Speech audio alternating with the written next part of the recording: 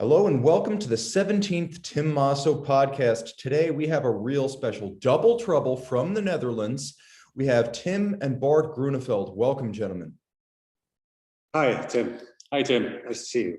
Now, it's great to have you here because a lot of folks are talking about independent horology these days, independent watchmakers, and also demand right now. So I want to open up with a question.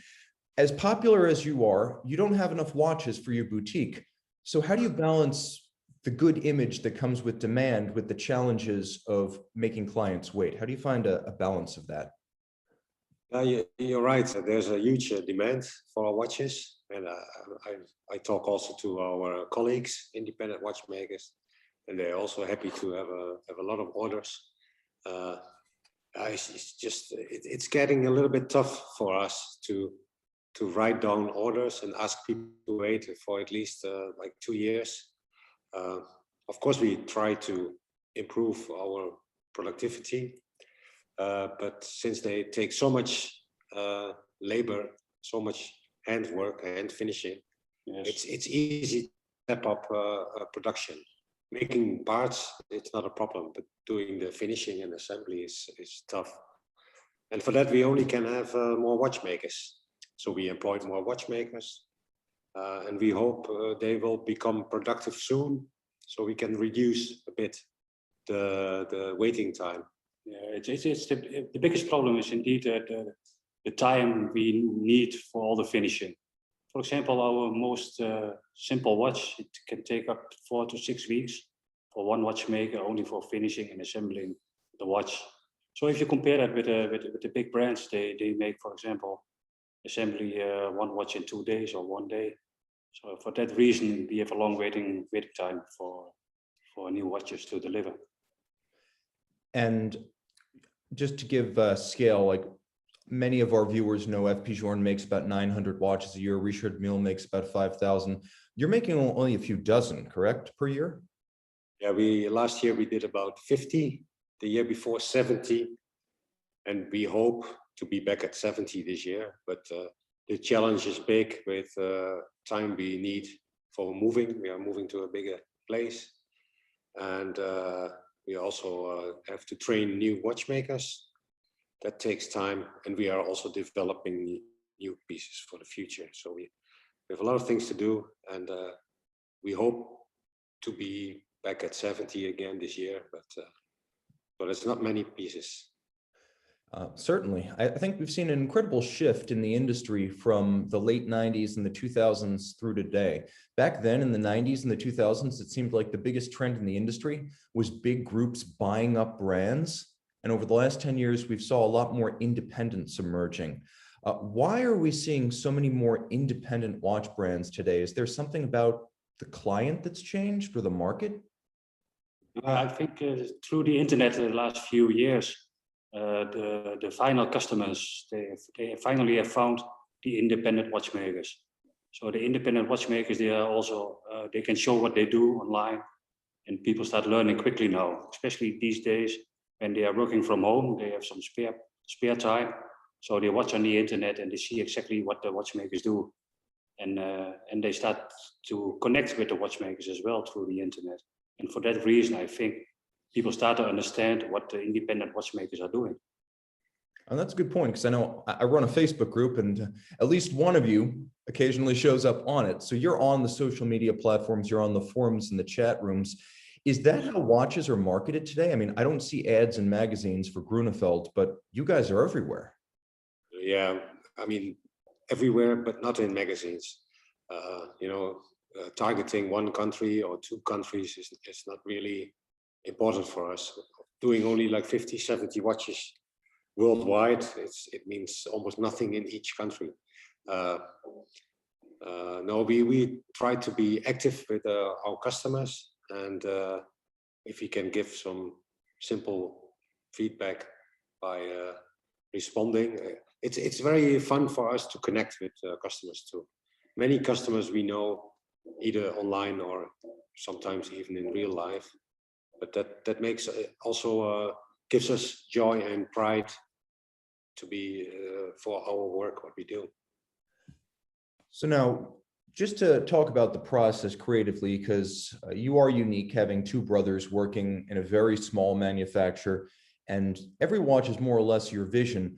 But how do you divide the process of creating a watch? Could you take us through how a new watch project starts at Grönefeld, whether you guys ever disagree about styles or decisions, and how you break down the labor of creation?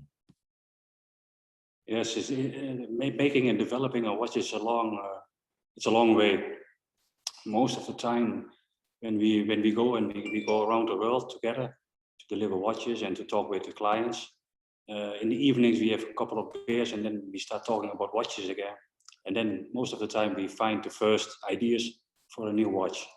And from there, it's a long way. It takes many years. And then we start to develop the watch and make the drawings. And then like for every week, we think, oh, let's do it this way, that way. And that's how it slowly starts. Also, many years ago, we had a brainstorm weekend together with some colleagues. And we spent a few days together only talking about what would be cool complications, what is a cool way for future models. So we have actually many watches in our head, but also already many watches on the drawing board or getting off the drawing board. So there's more ideas than we have time. Yes.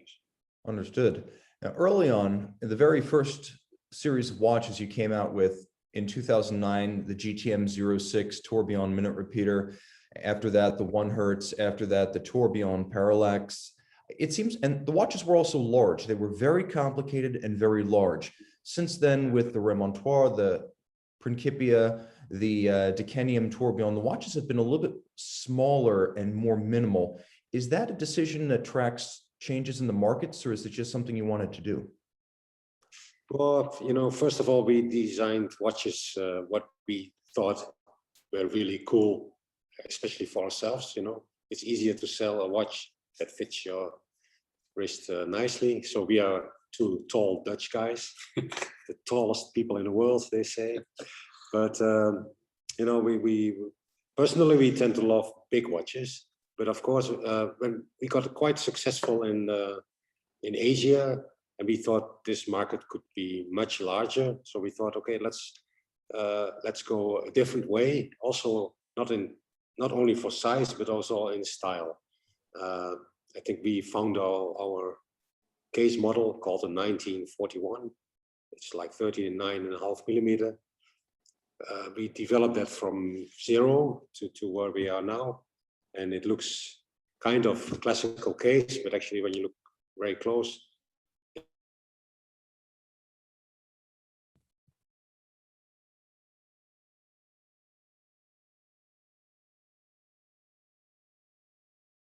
position more to demand of the market.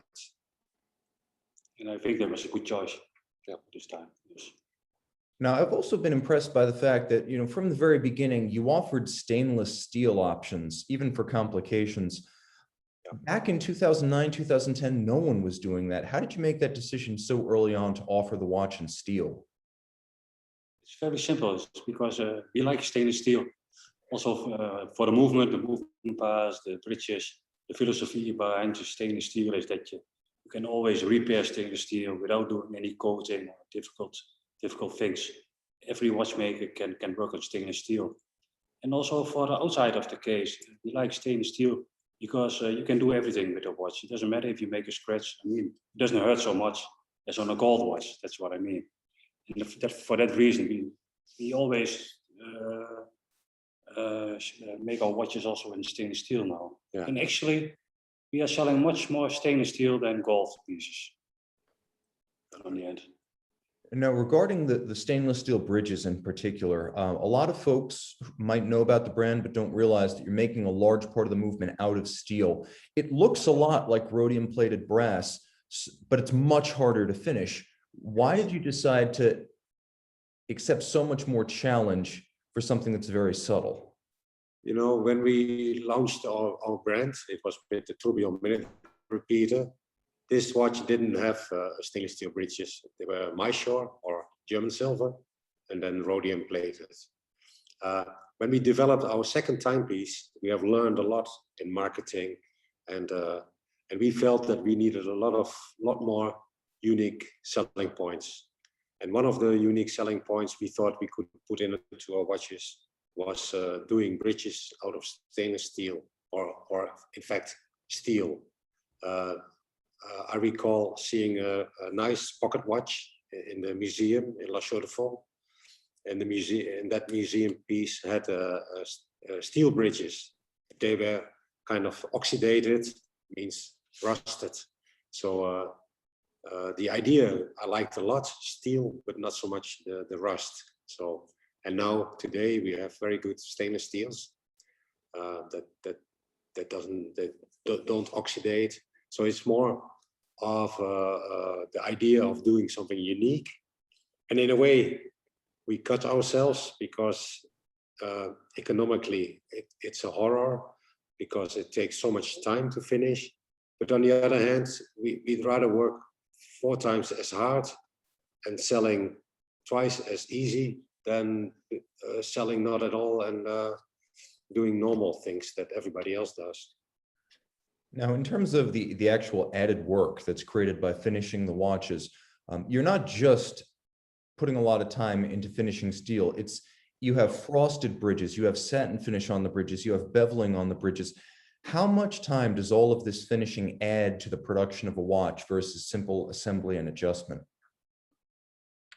It's about, we spend about, for a simple watch, the Principia, for example, automatic, we spend about at least 4 weeks for finishing. And when everything is done properly, the first finishing, it takes less than a week to build. So it's like, 1/5 of the time is assembly, and the rest is finishing. 4/5 of the time is finishing.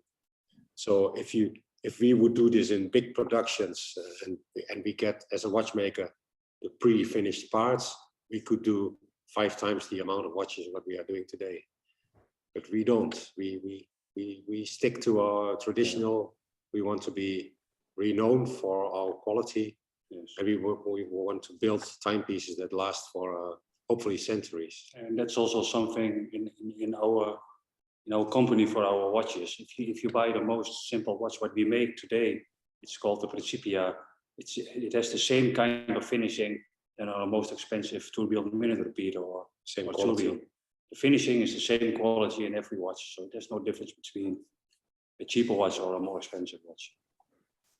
And, obviously it's not possible to do everything at a very small manufacturer. Sometimes you do have to work with partners. I know you work with Kari Voutilainen on dials in particular for some models. Could you talk about how you choose the partners that you like to work with to bring in parts when necessary? It has been a very, very long process to find the right partners. Kari Voutilainen we knew for a long time, but we have worked in the beginning with different partners. It turned out not so nice, but the people we are working now closely with they became friends. They at the beginning we had to fight to get into a supplying company, and now some partners some companies really want to work with us, but we cannot work with everybody. But it's a network that took many years to build.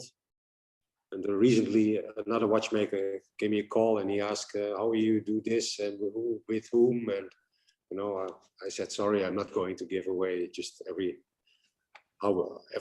detail how we work. It's a long process. I understand. It's also a long process to reach the level of watchmaking you've achieved. Now, you're both Dutch. You're now working in your home city and the ancestral city of your grandfather and your father, who were watch and clock makers.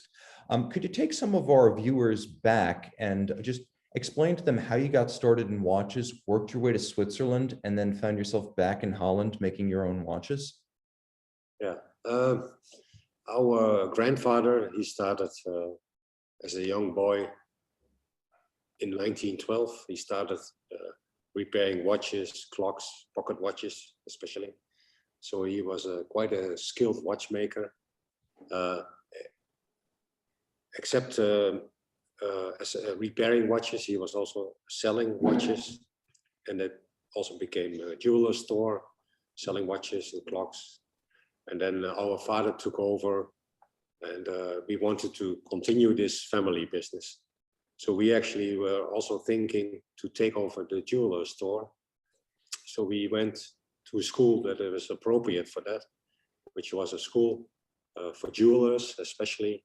And there you could choose to become a watchmaker, a clockmaker, silversmith, goldsmith, all these kinds of professions related to the jeweler. And when I finished the school in the Netherlands as a graduated watchmaker, I really felt I was missing a lot, and I was really too young already to work with my father. I was 19 years old, and I wanted to learn more. I wanted to have more experience. So by talking, my father went to look for a job for me in Switzerland to get more experience. And then we found out about a school called WASTEP, Watchmakers of Switzerland Training and Educational Program. A school based in Switzerland, in Neuchâtel. That school was sponsored by the big brands, small brands, by many companies. And those companies, they get your CV, how we call it. And so they could choose their watchmakers also from the school. And the school gave me a really insight about in high horology, because I was trained in the Netherlands. The only thing I saw was Seiko, Citizen, and the occasional ETA movements. But I've never heard about Patek Philippe, Audemars Piguet, or any high-end brands. It was completely new for me. And the school in Switzerland opened my eyes, and I saw really beautiful stuff. And then I thought, oh, I don't want to become a jeweler. I want to become a watchmaker, because this really makes my heart beat faster. And yeah, and I think it was a good choice. And the good thing about the WASTEP, the school in Switzerland, was that I got a job offer at Audemars Piguet, Renoir Papi, doing complicated watches. And I started on minute repeaters already at my age of 21 years old. And Tim is 3 years younger, and he did almost the same schools. And then he joined me also at the same company in Switzerland. And he became really good at springs and tourbillons, regulating watches. So I got responsible in Renault Papi at that time for all the regulating to regulate the timepieces and tourbillon watches. Yeah. They call him Tic Tac, from timing.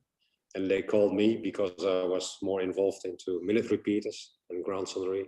They call me Ding Dong. So it's a tic tac and ding dong. You heard it here first. You heard it here first, folks. Straight from Ding Dong himself. And then many years after, for Barts 8 years and me 6 years.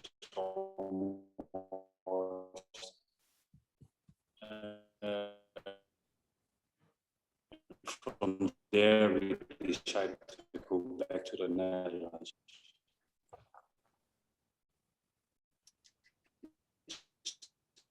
Start our own atelier. Connection failed. Oops, I think there might be a little connection issue. Let's double check this. See if we can bring this back. Oh, yeah. Yes. I think we're back. We're back. Hello. Can you hear me? Yes. No, I think it's good. No. No, I think is this in real time? Yeah. Okay. I think it's I think working again. I think we're back up and running. We are back. Tim, if you could just back up a few steps and just repeat what you said about your own experience. Yes, at the time in Renault Papi, when we are working there, it was always about watches. I mean, it didn't matter after work or in the weekends. We are always together with watchmaking friends, like for example, Peter Spiekmaren, Steven Forsey, Sarpaneva, Stefan Sarpaneva, Kari Voutilainen. Those are the friends from that time, and we were always together every weekend, having parties, barbecue parties, and the discussions was always about watches and how we make the watches and how we do the finishing and how we do everything. So it was really not only learning at the bench, but also learning with friends, and that was a really nice part of living in Switzerland in that time, all those years. And then in 2009, you come back to Holland, you open your own shop. It's both a boutique and a factory at the beginning. Is that right? We went back in the end of 1998, back to the Netherlands. Much earlier. And then we opened our workshop atelier.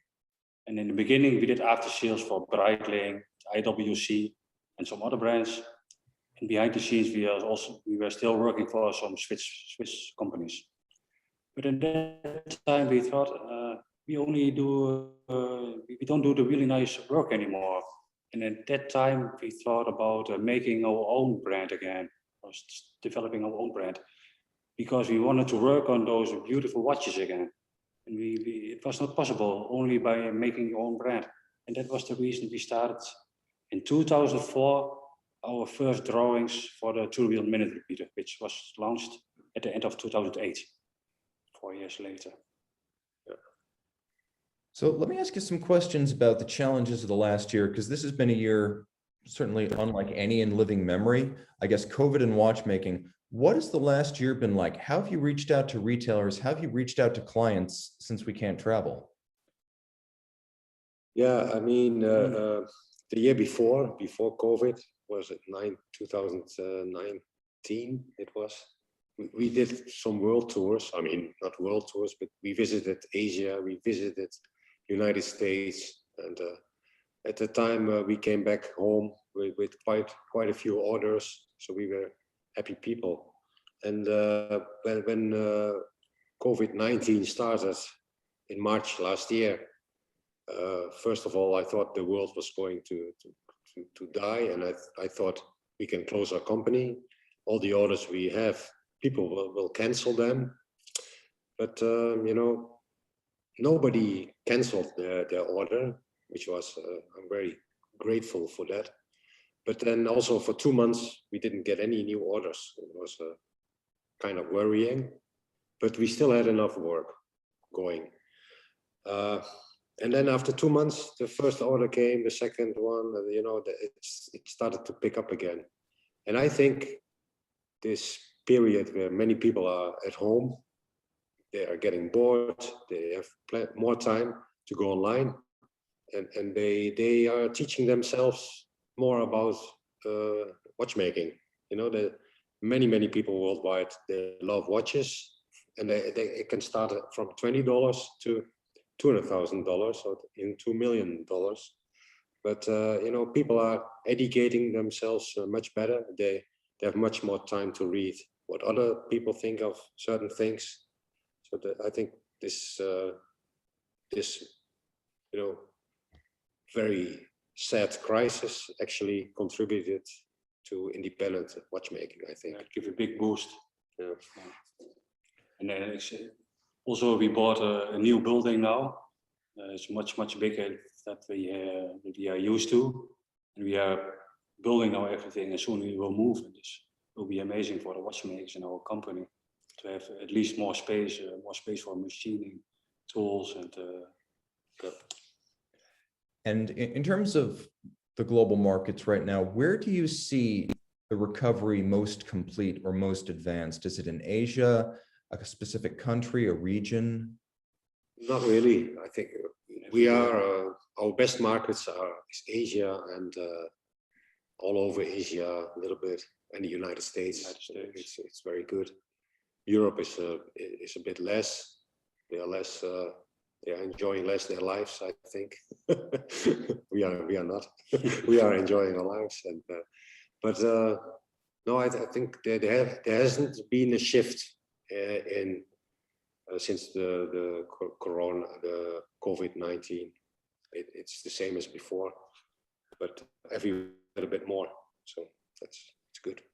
So let me ask you some questions, and more philosophical than anything, but if you could go back to your first watch branded as Grönefeld, or even back to the late 90s when you came back to Holland, if you could do something differently, make a different choice along the way, is there anything you'd do differently? Planning the business, planning the watches, reaching out to clients? Probably do everything different. First, start with making a business plan. Yeah, It's because we didn't do that. We are watchmakers, so we make watches. But I'm almost sure on the end it helped us where we are now.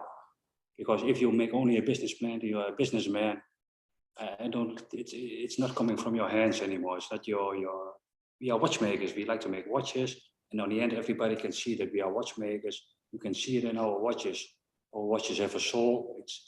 If you look at them, you can see it's really handmade and not made by somebody who's making business plans. Yeah. But on the end, still you need a business plan. That's for sure. It's funny because I did an interview with Romain Gauthier, and he said, when I started making watches, I realized I needed an MBA and I needed to write a thesis that would be my business plan. I'm like, that's commitment. Wow. I'm thinking like that's an engineer coming to watchmaking. He's not a watchmaker.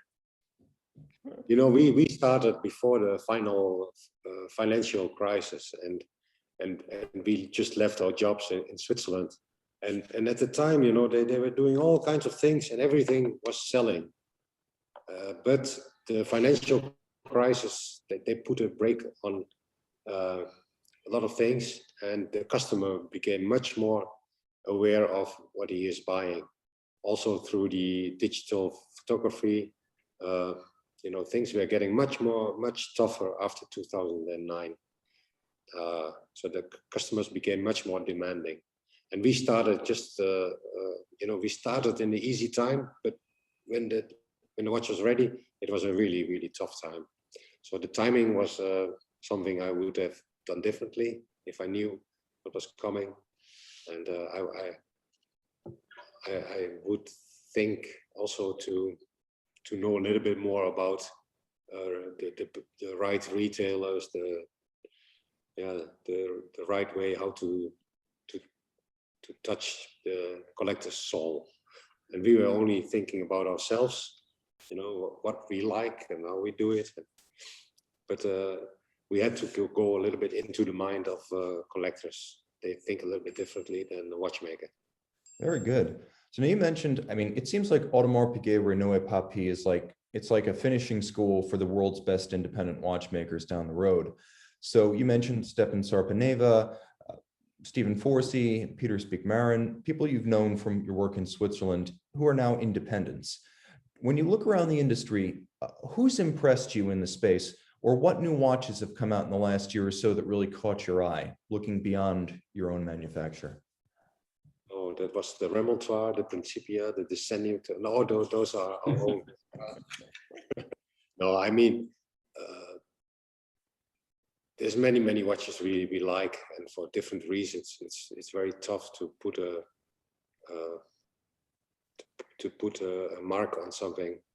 I remember Romain Gauthier came out with Logical One a couple of years ago, and I thought, oh, this is a winner, and the Grand Prix d'Horlogerie winner, and he won. So that's something that caught my eye. I like the Gröbel Forces for their quality and boldness. I like it. I like FP Journe for the aesthetics and also. And the Voutilainen, of course, for his dials. They are magnificent. We are proud to work with him.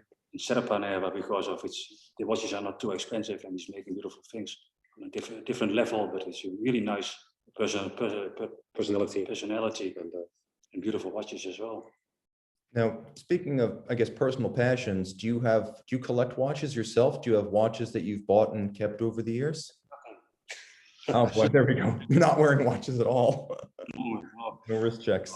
I don't collect watches. I still have my first proper chronograph, which is a Seiko quartz, unbelievable. I still have it just as as a gadget or memory of my youth.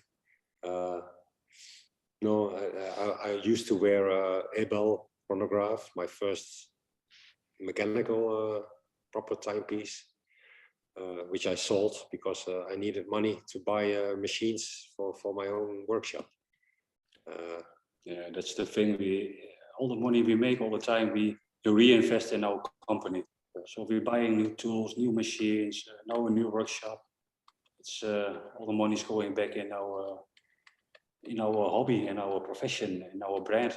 And I'm fortunate enough that my boss let me wear a company watch. Yes. And the same is for him, He's also allowed to wear a company watch. So speaking about passions and life in general, I know you mentioned that watchmaking is both your job and your hobby. And, it's interesting because a lot of the best watchmakers I've spoken to say that they go home and they go on watch forums or they design or they draw. But do you have other passions like automobiles or sports or music? I'd love to know what else you enjoy. Women. No, we like to go have a drink together with friends. Socializing, go to the pub sometimes, or with friends at home or in the bar. We like it. We like to go on holidays sometimes a year. And we have a passion for old cars as well. We share together an old Porsche 993. It's from '96. Manual gearbox, and yeah, we like things like that as well. Understand. Makes sense. Big machines and small machines, both. Yeah, we go cycling last years. We have to stay fit and healthy. So something we like. Yeah. Definitely. You guys can come here to Philadelphia and ride with me anytime. It would be my honor. Or I'll come ride with you. Let's do that next time. Yeah, soon, hopefully. In terms of your own watches, people always say, oh, well, I can never pick a favorite among my children. You have several models now and several different versions of each model. Do you each have a favorite Grönefeld watch that you've built? Yeah. I mean, it's the thing that really put the best boost on our brand was the remontoir, which is unfortunately for many people sold out. But it is technically it's quite advanced, and I like it, and I like the aesthetics. I like many things about it, and of course it's also a question of budget. If it's too much for people, then there's the Principia, which aesthetics are pretty much identical, just a little bit less complicated. Yeah, for a daily wear, it's perfect. You put it on your wrist, it shows the time, and if you look the movement, it's a beautiful finishing. It has almost everything. And I think the perfect watch still needs to be introduced. Oh boy.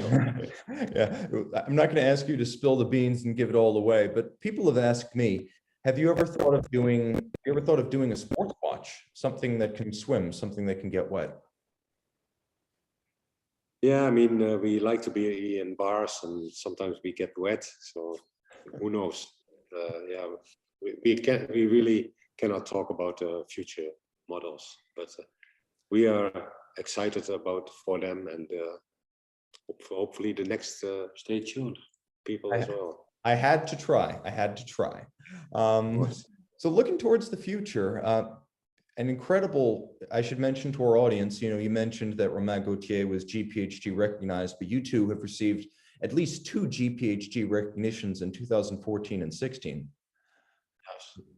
So for the tourbillon and for the remontoir both. What does the next 5 years look like for you? Like where do you want the brand to be in 5 years? Do you want to sell more watches, more elaborate watches, reach a different market? What's your ambition? The next 5 years, it's going to be, I think, amazing, because we are really moving forward now. We have a lot of new models, not a lot, but a few new models coming up in the next coming of 2 years. And of course, our team is growing a little bit. We found a few really nice watchmakers which will enjoy us from next month. Will join us from next month. And from there, we will start working in a little bit bigger team, for 15 people then. And then we can do a little bit more. We can develop more. We can also produce a little bit more, so we can make more people happy, and that will give us a boost for the next coming 5 years. Tim, Bart, thank you so much. This was an absolute pleasure. I'm real grateful. I know it's getting a little bit later there, so I want to thank you for your time and sign off. Time out, Tim. Other Tim out. I hope we meet in person soon again. See you. Thank you. Stay safe, well, Bye-bye. good health. Bye-bye. Bye-bye.